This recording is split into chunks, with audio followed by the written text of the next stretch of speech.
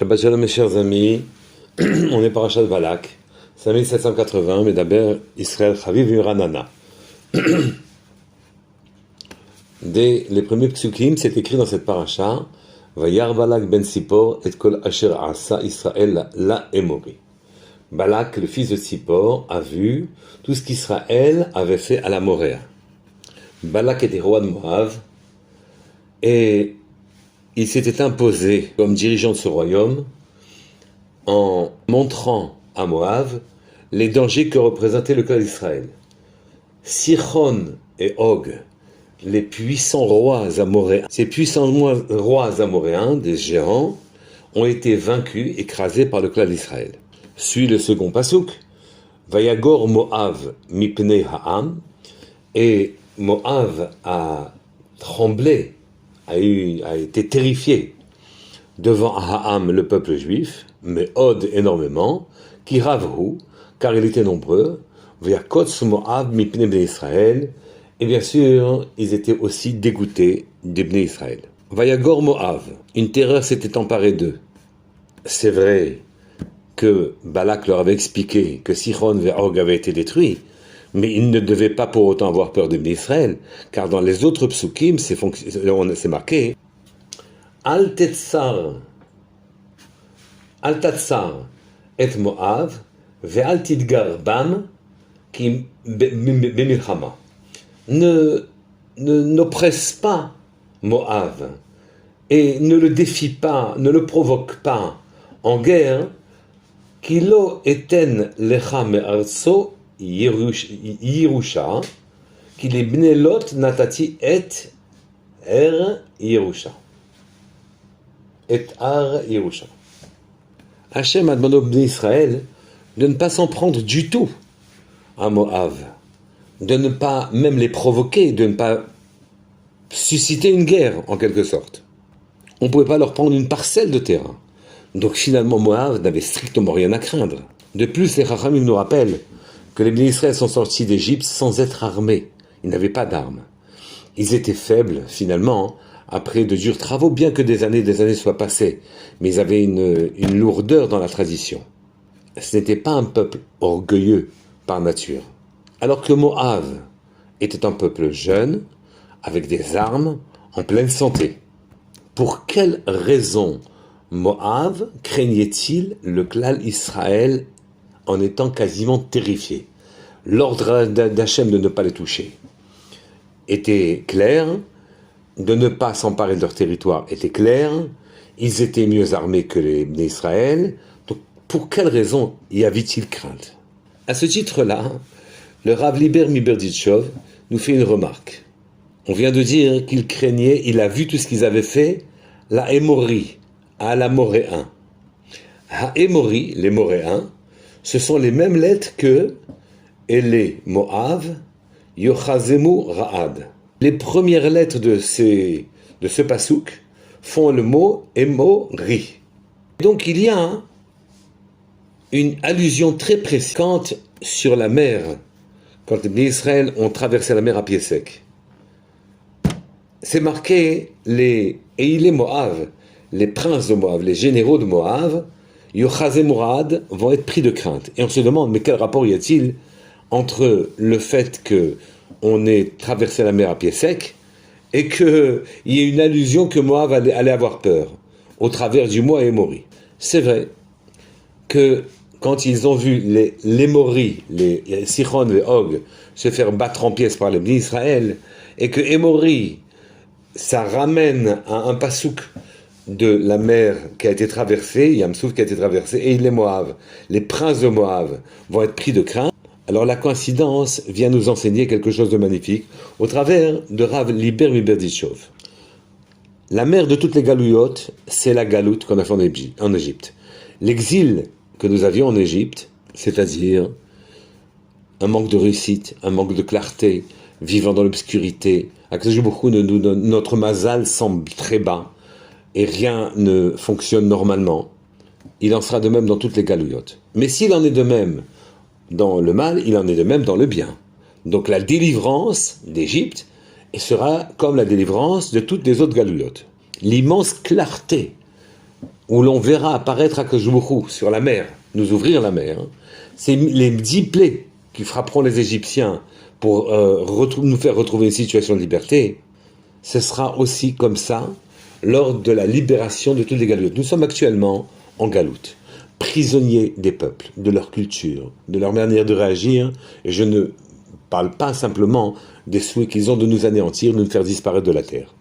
Eh bien, nous en serons délivrés, comme nous en avons été délivrés, par une mer qui s'ouvre, c'est-à-dire le monde nous offre un passage à pied sec, alors que nous sommes déjà avalés, excusez-moi, par la mer. La délivrance finale, c'est Kiryat Yam-Souf. Et la délivrance finale provoque la terreur de Moab. Comme c'est écrit, les princes de Moab ont été pris de terreur, et les premières lettres font les mots Haemori, ce qui justifie ce que Balak dit, Vayar Balak ben Sipor, et kol asher asa Israël laemori. Il a vu tout ce que les Bnei Israël ont fait, laemori, en quelque sorte, ont imprimé une crainte à Moab terrible. Alors même que Moab n'était pas menacé, physiquement, territorialement, eh bien, le sentiment que la lumière allait briller pour le clan d'Israël, comme elle allait briller sur la mer, à ce moment-là, effrayait considérablement ces peuples.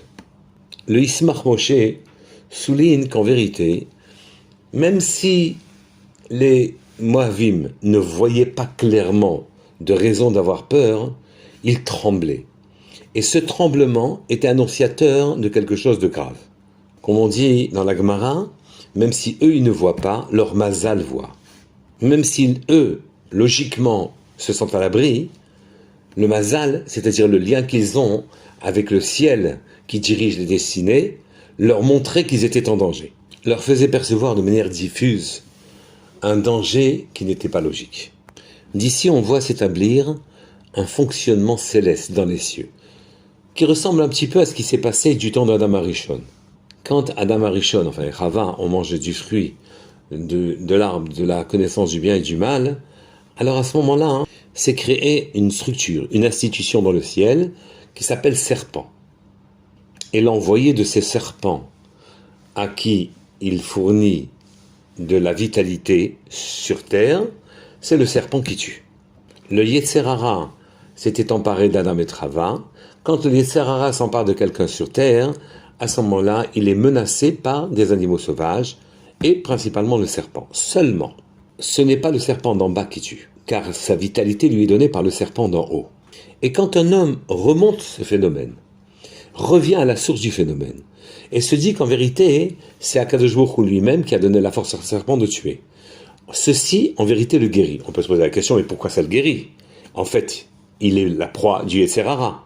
Et la règle sort d'ici que toutes les péripéties de notre existence ne sont pas là, même quand elles sont désagréables, pour nous faire du mal, mais pour qu'on prenne conscience que c'est le haut qui dirige, que c'est Hachem qui dirige tout.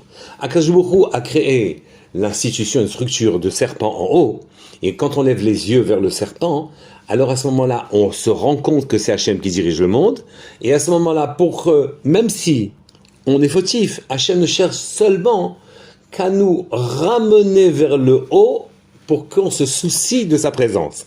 Toutes les péripéties de notre existence s'organisent pour qu'on ait conscience de la présence divine. Même quand on a fauté, le mal n'est là que comme avertissement pour qu'on revienne vers lui.